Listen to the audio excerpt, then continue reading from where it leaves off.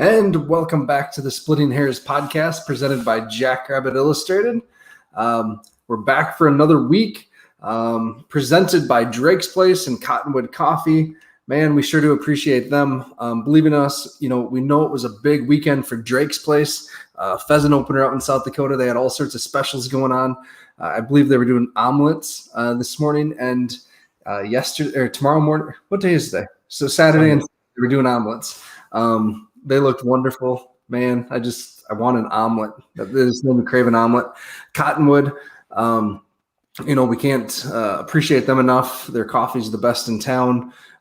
You can get it in your own private residence. They will ship to you. And again, it's the best coffee. Kyle, when you posted about gaining Cottonwood as a sponsor, what'd you say? Life's too short to drink crappy coffee. Yeah, for the Starbucks, man. Yeah, amen. So, Kyle, how are you today? I mean, nothing really grinding my gears this weekend. That's a little nod to the color and play-by-play commentators of the WIU game. But yeah, excellent to come out of Macomb with a win. Obviously, it's a really far distance to travel for the guys. It's not always the easiest getting there.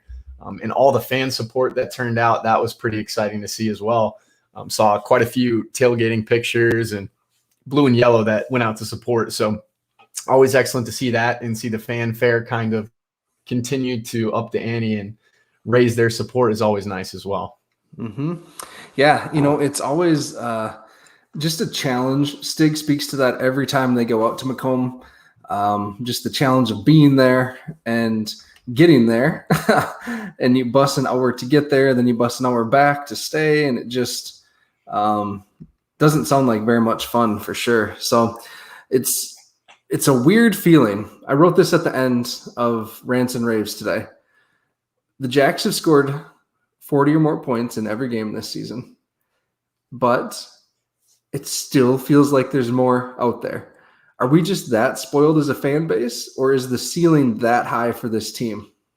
I think the talent caliber is so strong, and the glimpses we've had with different matchups in terms of teams we're playing and different defensive schemes that are being thrown at us and different offensive schemes that are being thrown at us, it lends itself to, being entitled a little bit as fans to thinking that, we've seen them go like a hot knife through butter as far as the offense is concerned against teams like Colorado State. But, first games of the year, you're kind of catching teams off guard, off kilter, really not knowing maybe what the talent level is across from them, and then maybe not knowing what to expect, in terms of what they were throwing out there because of the whole 2020, bizarre circumstances that everybody had to endure. So I think, there's a lot to still examine and explore this year. You look at Chris Oladokin, he's only had this is week 7.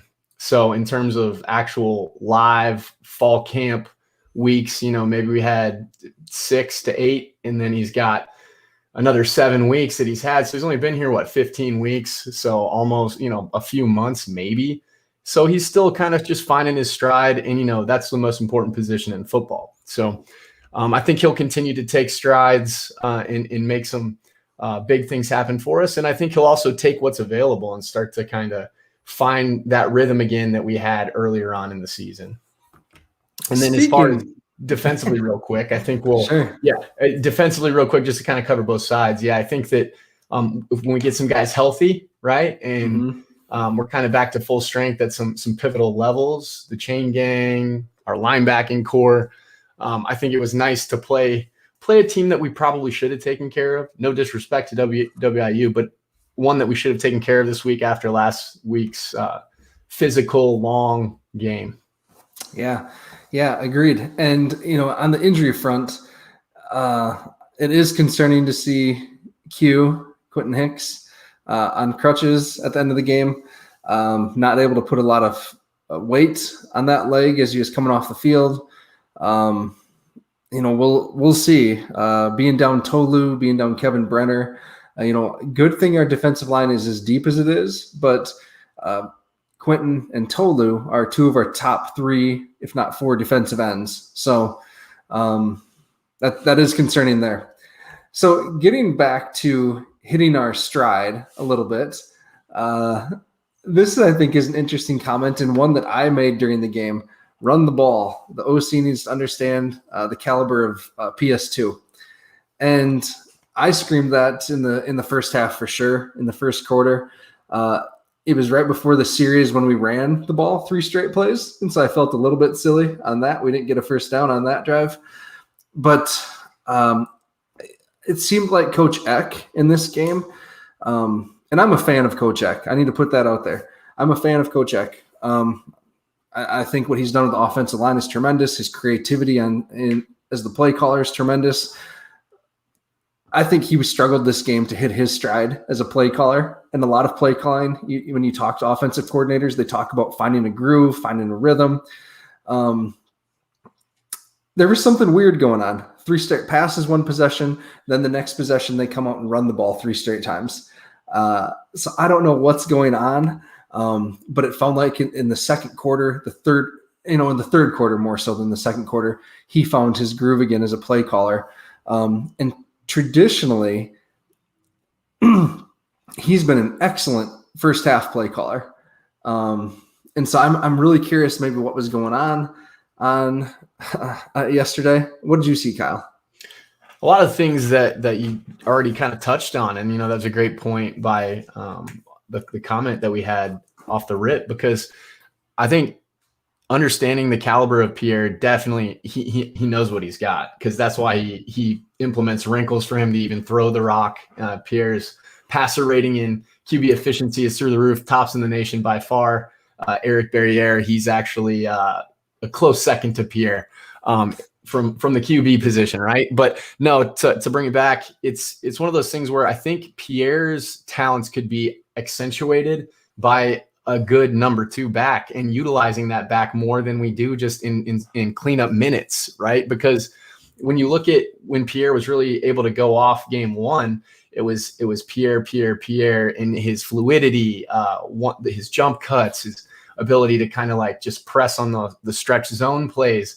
And then you have, Isaiah coming in, bringing the hammer. I mean, that wears down a defense because you got the speed and then you got the power, and then you got Pierre's speed and power, and then you got Isaiah stiff arming you, right?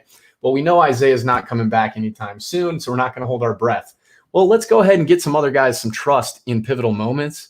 Let's get them some, opportunities to continue to stay on schedule with play calling. 3 straight passes not going to get it done. Now, I don't hate 3 straight passes as long as they're like an extension of the run game. We tried to do that on the second series, and it actually worked to our benefit. We had Yankee with a bubble screen or a tunnel screen. I can't quite remember which direction it was going. Got Tucker involved with the, you look like the swipe action, right? Like he's going to block back against the grain and we're going to hand it off front side. And then we roll out and kind of just dump it to him quick, which is an extension of the run, really, if you think about it, because the distance of the pass is like 3 or 4 yards in the air. And then Tucker is a beast to try to tackle. So using your athletes like that, getting them touches, Tucker only had 2 looks. I think maybe we tried to go to him a few more times, but he really needs to be in the 5 catch range. And so does Zach, right? Our tight ends need to be targeted probably about 10 times. That's going to open up Pierre's run lanes a lot more because, the linebackers are going to soften a little bit here and there. Or if Pierre goes off, they're going to have to squeeze up, and then we take advantage over the top. So again, it's just finding that stride. I was talking with Chris earlier, and it's like death by 1,000 cuts, man. If you don't know what's there, your first read isn't there. In the pocket, you feel your internal clock start to tick down. Take 3-4 yards, get down, live to fight another day, or chuck the ball out of bounds, man. It's like our defense is solid. Let's lean on them. Let's lean on everybody around us in order to continue to stay on schedule and get into a rhythm as an offense, Well, and he was sacked 3 times, right, in that first half, and I'd say cleanish pockets. I thought, I didn't really think they were that bad. Yep. I think the one time McCormick, right, just kind of whiffed on one. Is that that was one of them for sure? Yeah, that was one, and the other 2 might have been on Chris, just either coverage sacks or just needing to get rid of the ball a little bit sooner. So, or chuck it out of bounds, like you said. And another thing that he really excels at is moving moving outside the pocket, like when the play's designed, like designed rollouts, moving the pocket, him throwing the ball and getting rid of it on the run. Sometimes it just helps athletic players to get into the flow of the game. And that's one way to do it. I mean, that's how he just ate up Colorado State, right? Right. Yeah. He was moving all the time. So, yeah. So, and then the same thing when he hit, was it Canyon for the first touchdown? Nope, it was one of the Yankees. Through the air. Oh, one of the Yankees. So yeah, it might've been Jackson, right? So when he was trying to go to Tucker on the play action, but he was able to use his ability again, much like he did against Colorado State, where he faked like he was going to continue to roll out, kind of bought some pocket time and moved up in the pocket and climbed and then found him. So, I mean, I think he likes moving and throwing at the same time simultaneously. Yeah. Yeah. And maybe we'll see some more of that. The only issue is what we saw against Southern Illinois. When you do continue to roll out, your field gets shorter that you have to throw, and then you take that risk of throwing it back across your body, et cetera, et cetera. We saw how that went. So, I get it. He has that ability though to make the plays on the run, which is a nice talent to have, I suppose. So I want to talk about third down. And because third down was an issue against Southern Illinois, and it was again an issue, especially in the first half this week. I don't have the exact stat. They flashed it up at halftime when they were doing the broadcast. And I believe it was like 1 of 6 or something like that. It was poor. We finished the game 4 of 12, which really still isn't great. It's not where we want to be. It's not where we were in the spring. And it's going to have to get a lot better going forward. Conversely, Weston, Illinois was 7 of 18 is where they ended. And they were, again, a lot better in the first half. They were, I think probably around 60% in the first half looking at the numbers. So if it wasn't for that strip sack, that could have been a little uglier potentially. So that's something that I think both sides of the ball have to get a little bit better at is converting on third down, getting off the field on third down. And on the first Western Illinois touchdown, or was it the first drive where they fumbled? Whatever, one of the two. They converted on a couple third and long agains, and that was just a little bit concerning. The wide receivers found pockets or holes in our deep zone, and were able to convert. And so that's tough because you get a team in third and long and you think, all right, let's just do our job, keep the ball, tackle them before they get the first down. But then they kind of get an easy pitch and catch right in the middle of a pocket of our zone. So we got to figure out a way to shore that up. Getting Backus back may help. So we'll see there. Yeah, no, you bring up excellent points. I think there's a few things to touch on there specifically. Number one, the team that we're playing, Northern Iowa Panthers, have a going into the South Dakota game, were executing at a really good clip defensively. So they were only allowing conversions at 31% on third down. Now, conversely, their offense was only converting at 36%. So comparable to the Jacks, but now they played North Dakota State. They played Youngstown State. There's some more prominent defenses, and I'm not putting Youngstown's defense in the same category as North Dakota State's because I think they're only averaging somewhere close to 7 points per game allowed are the Furries. So, but with respect to us executing on third down, we're getting behind and off schedule, right? So some of our first down runs aren't hitting as they're supposed to. And when you go 3 straight passes that are 3 straight incompletions, that doesn't bode well. So you're already starting off with 2 drives behind, right? So that can change with some better play calling. I wasn't thrilled with the offensive game plan coming into this game in terms of what they showed. Now, maybe they didn't get through all the things they wanted to, and we didn't really need to show much because, again, I think we had a deeper roster. But give them credit too, man. Their defense was flying around. They were being physical. They were doing certain things to kind of keep us off our rhythm. But that's only going to get tougher, right, as we enter into really this gauntlet here, because I don't think anybody has a tougher gauntlet than Northern Iowa did in terms of what they had to finish through. I think they have us, or they had South Dakota, or they had North Dakota State, South Dakota, us, Southern Illinois. So, I mean, that's pretty brutal.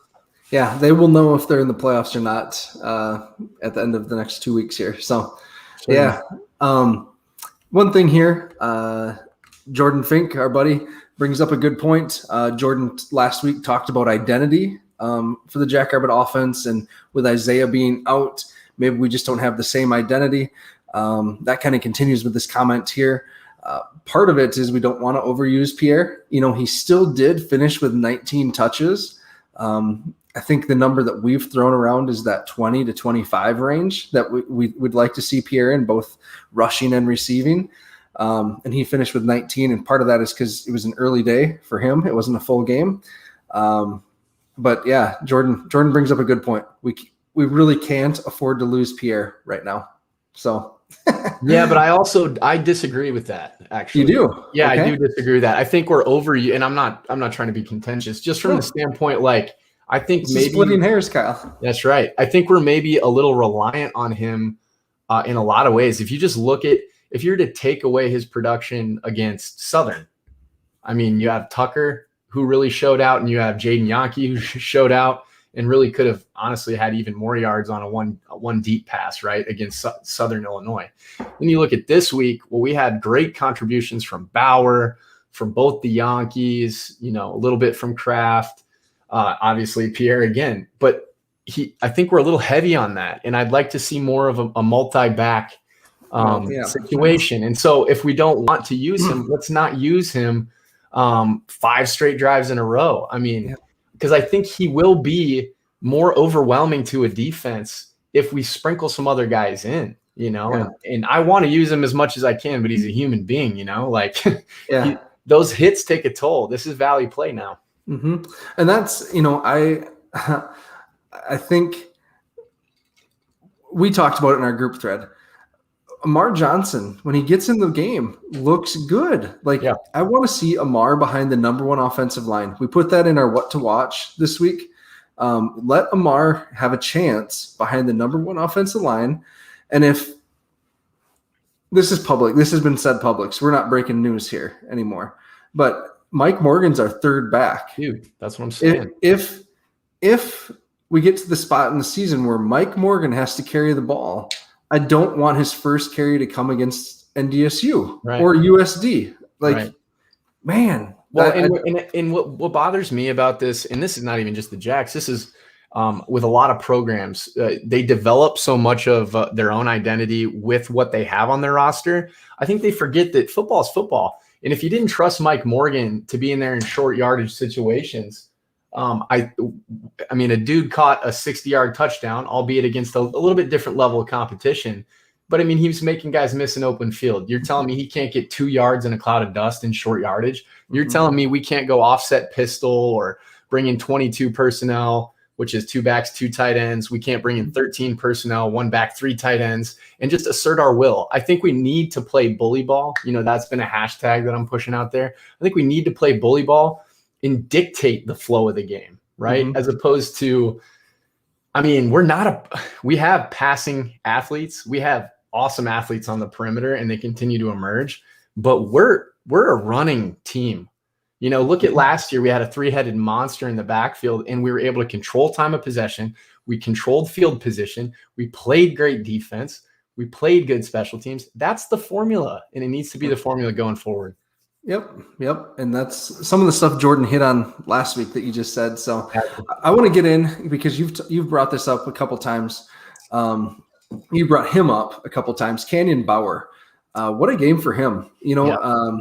I think this is a theme. Some of these players that maybe are on, are good players, but just can't crack the rotation. I don't know how to put it, because you look at it. Where did he get his spark? Kind of on that touchdown, the block punt that came right to him that he scored on, and you could just see people were happy for him. He was pumped. It just turned the tide of the game. But then he comes back and he catches a huge 3rd down pass, and he doesn't go down after he catches it. He pivots and sprints up the field, blew by 3 defenders before we getting tackled. And that's what we've seen, or that's what we've heard about Canyon when he signed, was that he's this tremendous athlete with track speed. And if he can become that complementary receiver to the Yankees, that's really exciting, because he's had a couple good games. He had a couple nice catches against Southern last week too. And so I really look for that, for him to continue to develop, because really you look at it and let's go through the list. We have the Yankees as our 1 and 2. We have Tucker at 3, Pierre at 4, Zach at 5. He's kind of our 6th option in the passing game. and that puts a ton of stress on a defense when you can roll out 6 weapons. You wouldn't have 2 tight ends and 3 wide receivers typically, but you know what I'm saying? Like, yeah. It puts a ton of stress on a defense when you can put that many weapons out there that are threats to catch and run and score. So I really look for Canyon to continue to build on the last 2 weeks. Huge progress for him. Very much so. Very well put. And I think, just to underscore your point about making an impact and then trying to find your in, right? Tyrell Cool against Minnesota, before he really got a lot of play at running back, right? I'm going back a little bit here, but had like 3 kick returns for 70, 80 yards apiece on each return, setting up a score opportunity. And that's huge, right? Like making an impact when you get an opportunity. Same thing for Zenner. Zenner really started out as a special team stalwart, returning kicks, and then, make an impact in the passing game. His first touchdown was a screen pass, I believe, collegiately against Cal Poly. So it's just really cool to see guys emerge in their own way. And I think that Canyon really turned the tide in terms of the momentum in that game. Specifically, obviously returning the punt for a touchdown, but the block punt for a touchdown, but also on that play that you echoed, Matt, where he put us in field goal range. Obviously we don't want to settle for a field goal there, but I mean, he really got more yak, right? That helped put us in a position to be able to secure some more points there late. Yeah, definitely. A couple other things that I've just been, rolling around in my brain, since the game. Let's jump to you, Kyle. Do you have anything? Sorry, I just got distracted there for a second. What are some of your thoughts? The game as a whole? Yeah, just as a whole. Like, I think we touched on it. I think we touched on the offensive side. I think, would love to see us lean a little bit more on the run game. And I'm not talking about the run game just being Pierre, because I really do think, like I said, Pierre's going to get even more loose when we have a little bit of a sprinkled change of pace in there. I do want to see defensively what we can do against this team, because they showed that I know we're talking WIU, but we have a really good pass rush, right? So I want to see what some of our stunts can do to overwhelm them. They have a good offensive line, but some of their tight end play when they stayed in to help pass protect, got exploited against USD last week. And I think we can take some shots there. I loved what we did from a linebacker position against WIU, Schaefer stepping up and making some good plays. I know you highlighted that in Rants and Raves. I thought that was a good point. Obviously Adam Bach, man, he's all over the field. I mean, that guy, I wonder what he feels like Sunday mornings. I want to highlight Dyshawn Gales. I thought he made some really great plays in tight situations, carrying his man all the way down the field. And, Connor Sampson is a good quarterback. Mm-hmm. If you rewatch that film, his pocket presence and pocket awareness was really, really good. It's back-to-back weeks. We've probably played some of the best pocket-aware quarterbacks that we've got in our league. And that's going to bode well coming into this gauntlet again, like we're going to run through. He, I have to say Sampson does throw too many lollipops for my personal preference. But that's maybe just me. So I debated with Lauren whether or not I should just throw a lollipop in my mouth here to start the pod, right. But the flies in here were grinding my gears. So, funny. And I couldn't get my tux pressed in time. So darn it. I did point this out, but because we wrote about it in our What to Watch, you just got to reiterate it here on the podcast. Our secondary did a phenomenal job on Dennis Houston. WIU as a whole finished with 207 passing yards. Most of that came in the first half. Dennis Houston had 14 receptions for 71 yards and a touchdown, which came on the end of round, right? Yeah, So, exactly.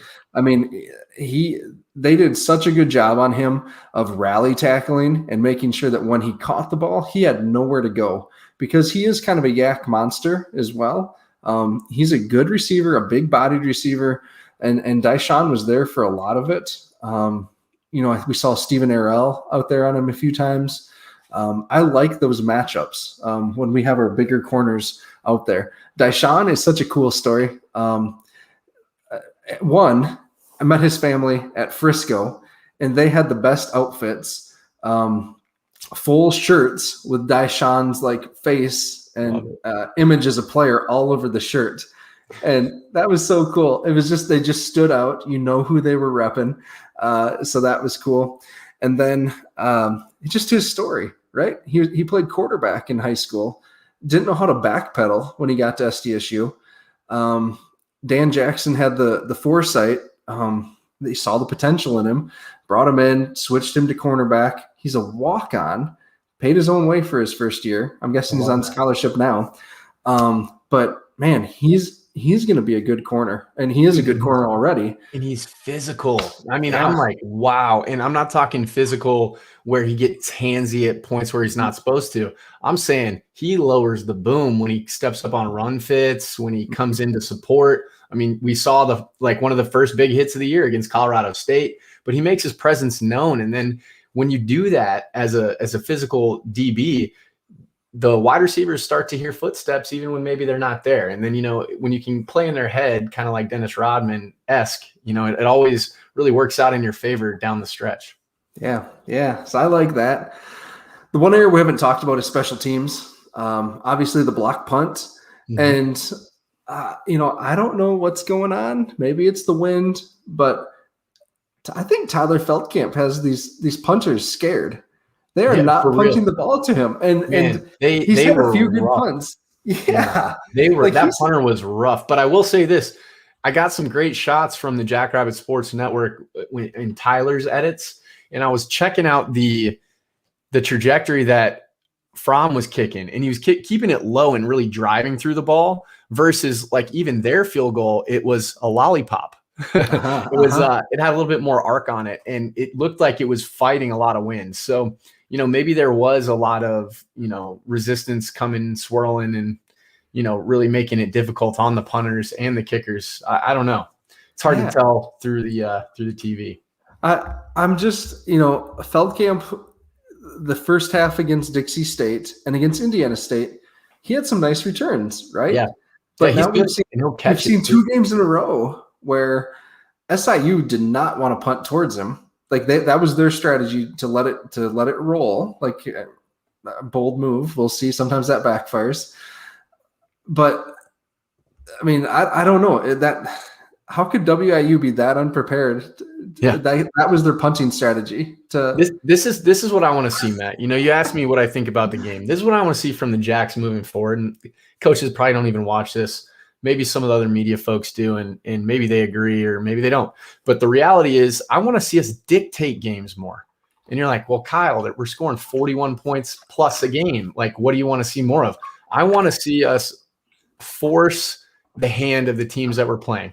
You just talked about not kicking to Tyler. Put 2 guys back. You have to kick to one of them. Tell the other guy not to touch the ball if you're worried about securing it, and then from there, the run game. If you possess the ball and you're going up against a good offense, well, they can't get more opportunities to score and to press the field. And what's one of our strengths? Defense. We had like 3 or 4 goal line stops against one of the best offenses in the nation. Come on here. Football is not hard. If I can understand it, it's got to be all right. It's not that complicated. Because Matt, you and I are calling out things that they should be doing in our what to watch, and and it's coming true a lot of times. So, I don't know. That's my little rant. And that's a good plug. The folks that are listening to this don't need to know this, or they already know this, but read our what to watch. Like that is one of the best things we do, but it is the least read article that we do. So, and it comes to fruition every time. Like it seems like all the things we point out, we either hit on, or those are the things that we could improve on that are causing some tension and some headaches during the game. Yeah, so we'd appreciate if you'd share that article. So the B team did this last week at the end, but I want to make sure we get it here in the middle before we do game balls. Thank you to everyone who has liked, subscribed, reshares, comments, whatever. You're helping us grow, and we appreciate that. Absolutely. So thank you. Thank you for just kind of being with us for the last this is our 5th season now. So, right? Yeah. 5th season of the blog and the podcast. Yeah. So, podcast is only our 3rd, which is kind of cool. But, this is only our 2nd. This is our first full season streaming live. Yep. But to that point, I did see an additional review on Apple Podcasts. So for those of you who just listen, if you want to go leave us a review, really grateful for that. That will help our podcast appear more in the search function. It works better for their algorithm. And with that review that we got, Matt, the gist of it was they liked us in terms of staying on point, on brand, and not getting too ahead of ourselves. I guess maybe there's some sports podcasts that get political or whatever the case may be. We appreciate that. We'll never go that route. And so I think that, it's just fun to do this, and it's fun to hear your feedback. Yeah, definitely. So thank you. That's what we wanted to say there is thank you. All right. So Game Balls presented by Jackrabbit Central. So again, Jackrabbit Central is the home to get all of your Jacks gear. It's the best selection, best customer service. You can get it at the stadium on game day, 2 hours before kickoff. Or if you find yourself in Brookings 2 hours before kickoff, head to the Union, head to Jackrabbit Central in downtown Brookings. Or if you're like Kyle and just rarely get to Brookings, they will send it to you. So great selection, great stuff. And then with that, I just want to give a quick shout out. And this is not a sponsor. This is a friend. My friend Nathaniel Candelli. So Candelli has commented here. He's a fan of the pod, fan of the blog. He just opened up a new restaurant in Brookings. And I'm going to get the name right here. So just give me a second. But it is Mosaic Wine Bar and Small Plates. It's in the lower level of the Masonic Lodge. It used to be the secondhand not thrift store, but secondhand nicer clothing in Brookings. They had their soft opening last night, and they're opening this week with grand opening to follow. So go support them. Mosaic Wine Bar and Small Plates. So definitely kind of a new style to downtown Brookings. So give that a check, or give that a check it out. And congratulations, Condelli. Proud of you, buddy. So, all right, game balls. Let's get back there. So on offense this week, I went with Jackson Yankee. I mean, I just think 9 receptions, 100 and some yards, a touchdown. I said it in the blog. He got a rave. I think we have to insert him into the conversation as one of the best wide receivers in the Valley. Oh yeah. We have Avante Cox. We have Dennis Houston. We have Isaiah Weston from UNI. So those 3 stand out. Cody Case down at USD. Don't want to talk about him too much. He's a heck of a receiver though. So those are some of the best receivers in the conference. And I think Jackson's right there with them in terms of what he does: run blocking, run after the catch, big physical. So yeah. Agree. And agree. All right. Defensively, who you going with? Defensively, I got to go with Winkleman. He was a beast on the edge. I know it's not really sexy. It's not too shocking if you watch the game. Just the havoc he was able to wreak. I think he had 2 sacks and a forced fumble, recovered the fumble as well, which was huge because they were starting to drive. They were starting to build on some confidence. So anytime you have an upperclassman who's able to kind of assert his own will, I love to see it. And, hopefully we can carry that in because we're going to need a good pass rush this week. So I'm going to go with him. Yeah. He only had 2 tackles, but they were both sacks, the forced fumble recovery, pass breakup, and an additional quarterback hit. That's a monster stat line as a defensive end. Oh yeah.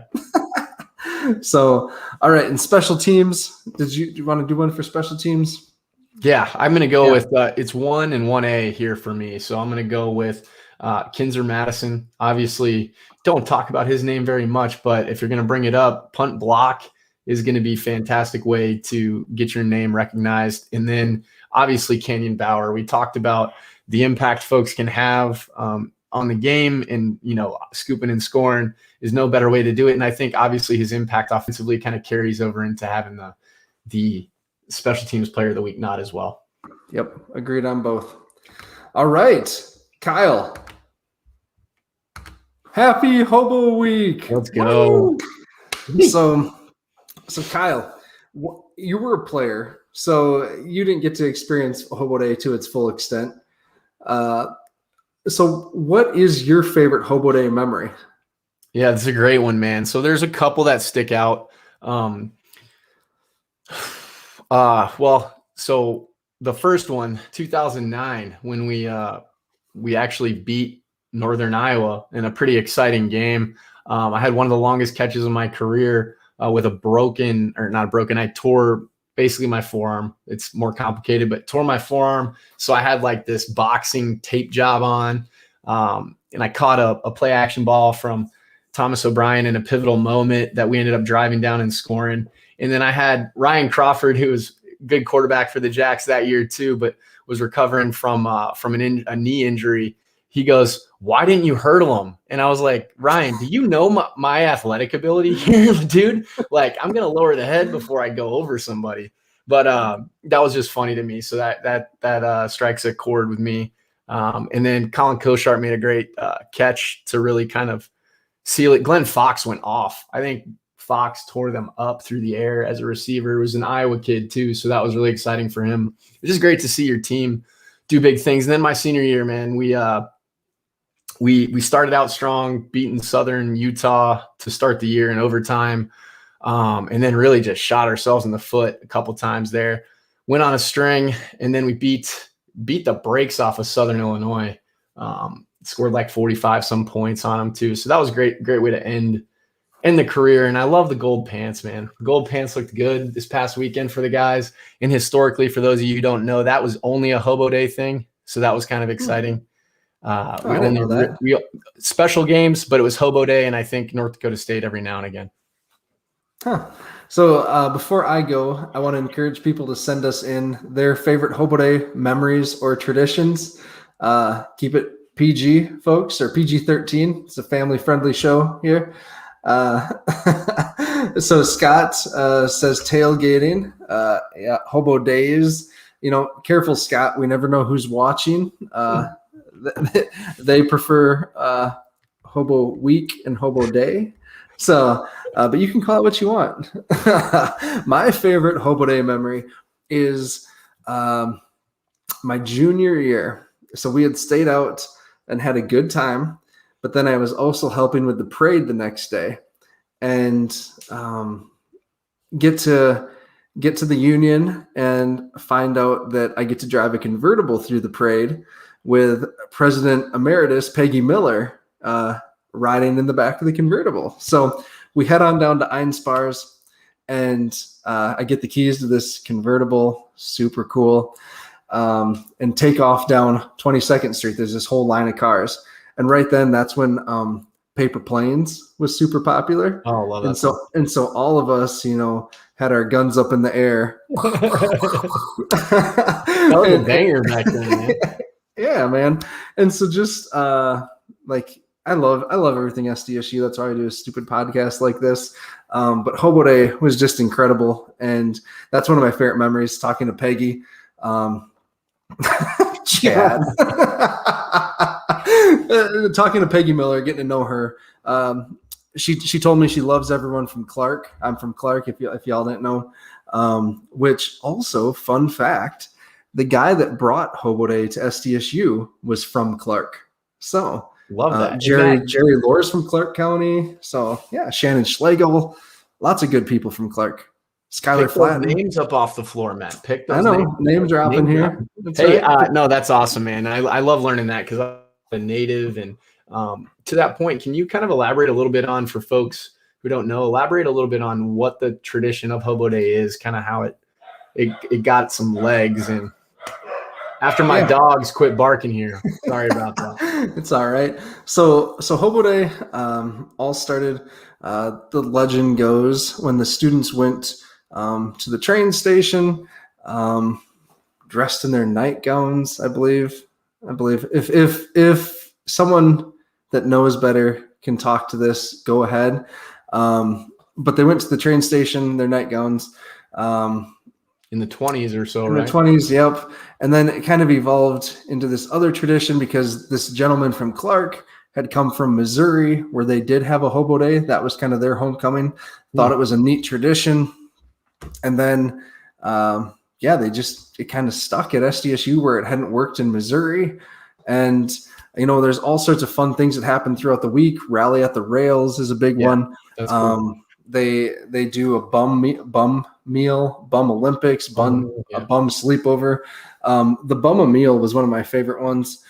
Just cooking. We used to get to cook a meal too. Now they go out and do like the community to actual houses and do it.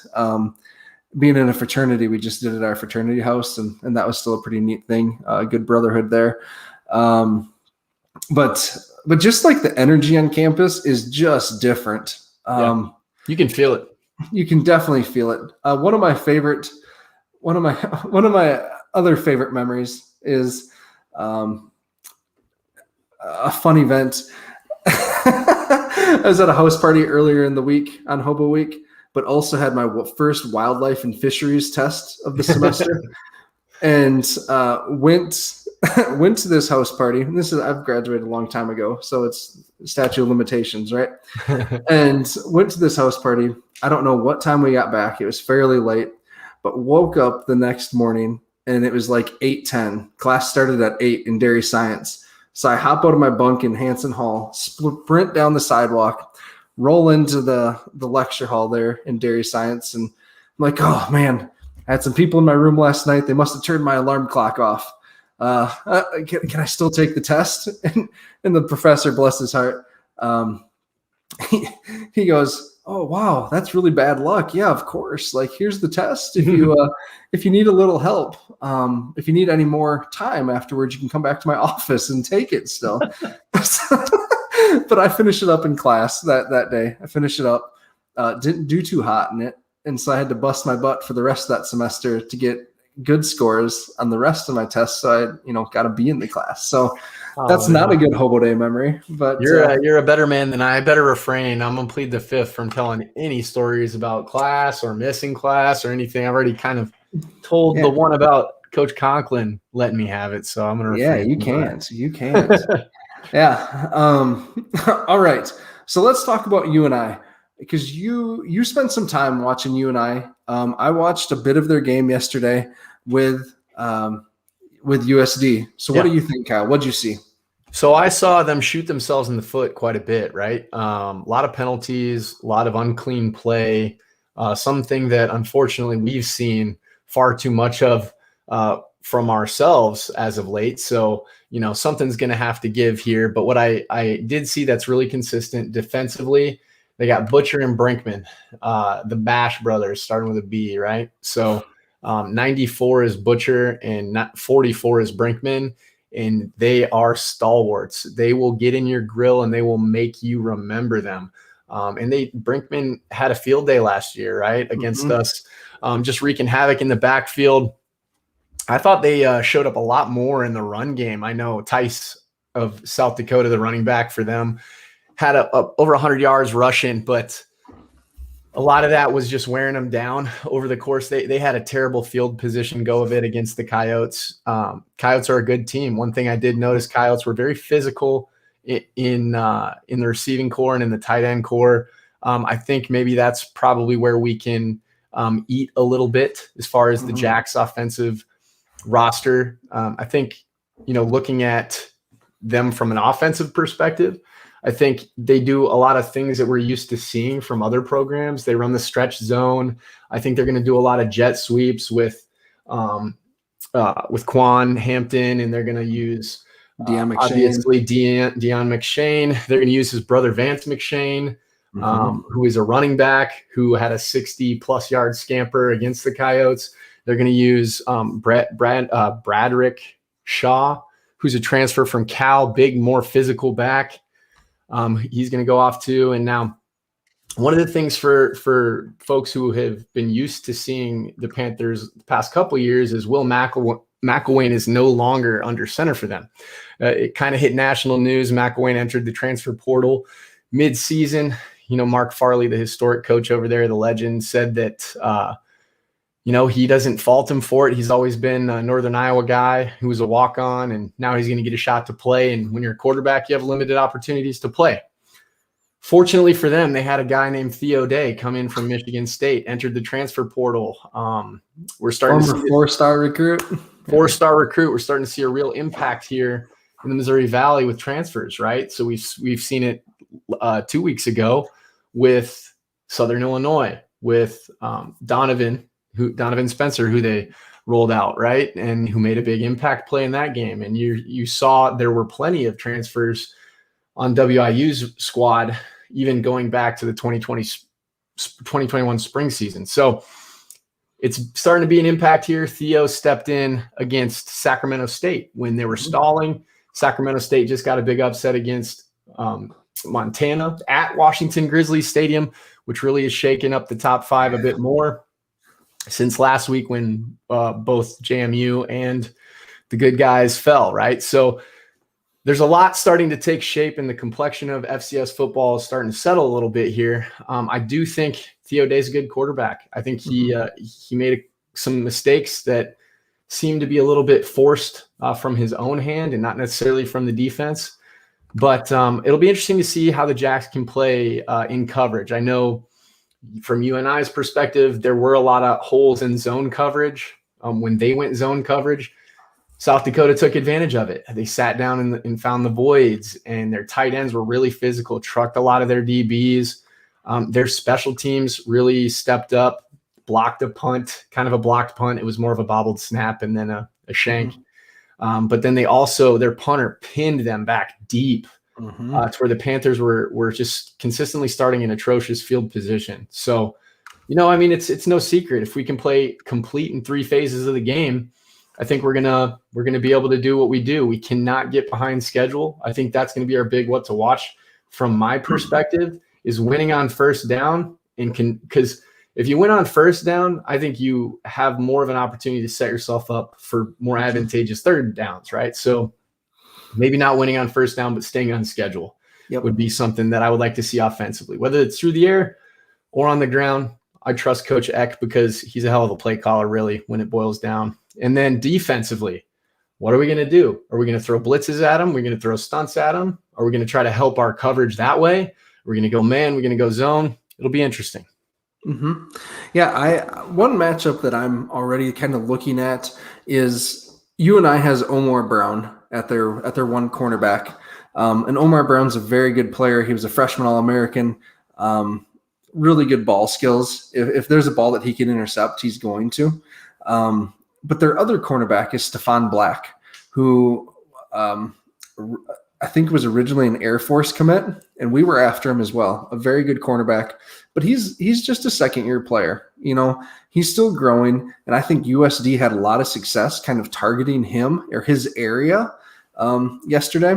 And so that's a matchup. I think whatever Yankee he ends up in that area, I think that could be an advantageous matchup for us. We talked about this last year. UNI's linebackers are very good, but they're your more traditional thumper type of linebackers. They want to smack you. They're best in the run game. And I think an athletic tight end like Tucker can give them some fits. We know going into last year's game against UNI, which was our first game, Tucker was very much a huge part of that offensive game plan. And then he dropped out in the first game first series after his injury. We saw Zach Hines have a big game last year against UNI. And so that's something that I'm really looking at is maybe our tight ends having a big game against their smaller safeties. And they're I don't want to even call them slower, but they're just more of a thumper type of linebacker, more of a traditional linebacker is what they run across. So we'll see what happens there. I'm excited for that. Defensively, going for us, and we'll see, right? Because he went down. But Isaiah Weston, who we've already talked about in this episode as being one of the best receivers in the Valley, took a pretty good lick against USD right at the end of the first half and did not play in the second half. He went out with an apparent shoulder injury, was ruled almost right away that he wasn't coming back, is what they said out of the break. So that's worth watching because a trio of Isaiah Weston, Deion McShane, and Quan Hampton, that's a pretty good trio of wide receivers. Right. And so we'll have to watch that. I know when Weston has missed time in the past, they've gone with Logan Wolf, I believe is his name. Yeah. He's another big receiver on the outside. He doesn't have a ton of production this year, just has one reception for 9 yards. 2 years ago, right? Sorry to interrupt real quick. Sergio Morante kind of filled in that void. Oh, yeah. Yep. Number 82. So I saw him kind of make an impact. He dropped some balls that I thought were pretty catchable as well. So it'll be something to keep an eye on there. Just wanted Is he a true freshman or a – he's I don't know if he's true or not, but he's coming from Florida out there. Yep. So, Graham, and then we should mention Zach. Is it Zach Wilson, 95, who got his first sack collegiately? Yeah. Yep. So another Florida boy. Florida connection here. Maybe we can, have a little ante on the line, up the ante a little bit here. Yeah. Hey, and that you talked about Broderick Shaw. So he was originally at Wisconsin, had a bunch of carries at Wisconsin, went to Cal just for a little more playing time to kind of be the guy, and now grad transferred back to the Midwest here to UNI. So he had a good game against NDSU, and I could potentially see him along with Dom Williams get a lot of carries. So this is going to be a physical game. Like it usually is, right? It's a grinded out game. It'll probably come down to the wire, but the Jacks really need to bring it. They need to bring their lunch pails, and they need to be as physical as they possibly can to set the tone. Yeah. Because this team is big and they play bully ball. So who can be the bigger bully on the block? Yep. And I guess, Dom Williams dropped out of that game too. So very interesting. And I think Chad's exactly right. We still need to focus on cleaning it up. We did only have 7 penalties against Western. So we improved a little bit, but there's still a long ways to go in our execution, especially just like some of the plays we made were incredible yesterday.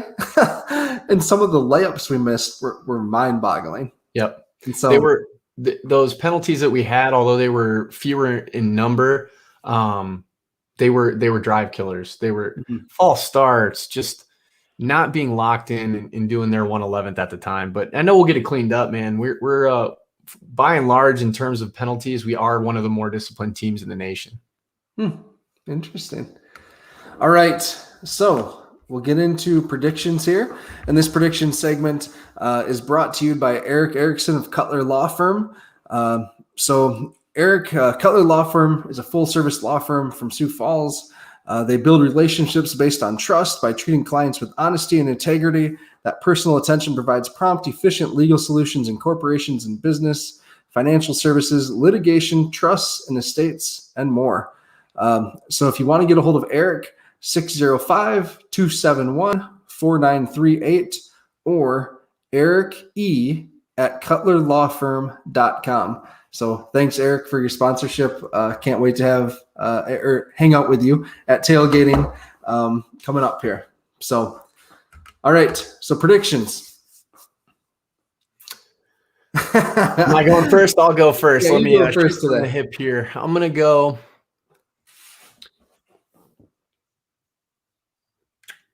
I think I think South Dakota put up 34. Mm-hmm. I'm going to go 37-24 Jacks. Okay. Man, for once, I'm going to go a little bit more of a lower scoring game. These games against UNI are just slugfests every time.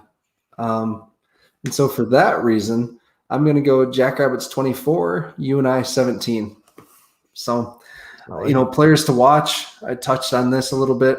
I think our tight ends are just going to be matchup problems for the UNI linebackers. I think their safeties are maybe a little too small to cover our guys. And so for that reason, I'm going with Zach Hines and Tucker Kraft. Yeah, no, those are really good. I'm gonna chime in there with you. I'm gonna go with Tucker on offense and Pierre.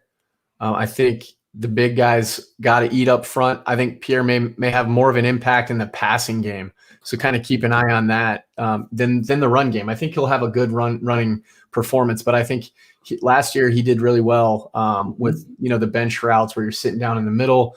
This is an odd front. There are multiple defense, so they'll run 3 down defensive linemen.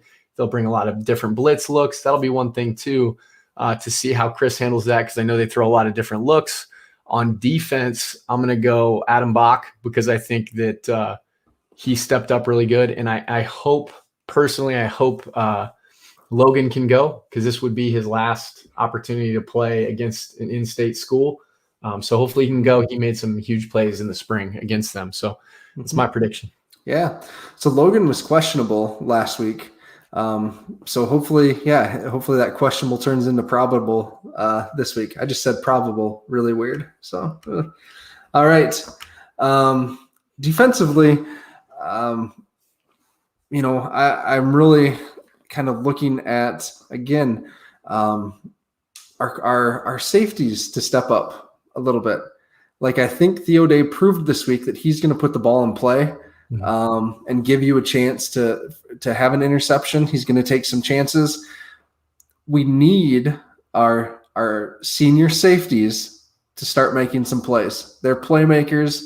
That's what's missing this year from this defense, I think, is just taking advantage of some of those opportunities that are there. So I like Griff. I'm going to take Griff this week. I took Manchagaya last week, taking Griff this week. So solid.